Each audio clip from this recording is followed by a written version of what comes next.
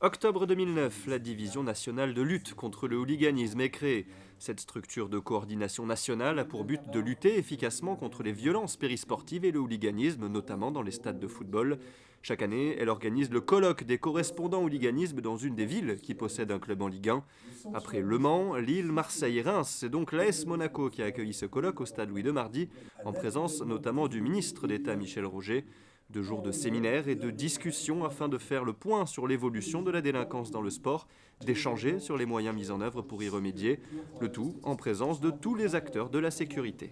Ce sont les correspondants hooliganisme et toutes les personnes qui travaillent sur cette thématique au niveau des départements, des régions. Ce sont également des spotters, des physionomistes, des personnes qui connaissent bien l'environnement et notamment les personnes qui fréquentent les tribunes, qui viennent accompagner ces supporters pour identifier un certain nombre de personnes qui commettent des infractions.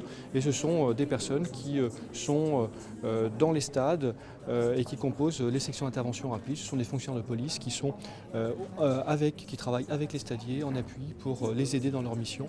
Si l'AS Monaco a très peu de problèmes avec ses supporters lors des rencontres, d'importants dispositifs de sécurité sont mis en place pour la venue des supporters des autres équipes de Ligue 1, jusqu'à 700 hommes lors des rencontres classées à haut risque.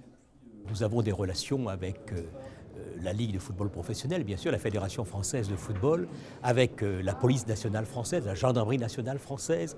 Nous avons des relations avec tous les clubs, puisque Monaco se déplace et Monaco accueille tous les clubs de Ligue 1. Et je dirais la lutte contre les violences et les comportements anormaux dans les stades constitue une priorité également pour la principauté de Monaco. Vous savez que la sécurité est une priorité fondamentale en principauté, que c'est un point essentiel de l'attractivité de la principauté de Monaco. Et je dirais la sécurité dans le stade et autour du stade en fait partie. 15 stadiers de l'AS Monaco ont suivi une formation et reçu ce mardi leur attestation de formation d'agents d'accueil dans les enceintes recevant du public. 15 autres stadiers monégasques vont désormais suivre la même formation.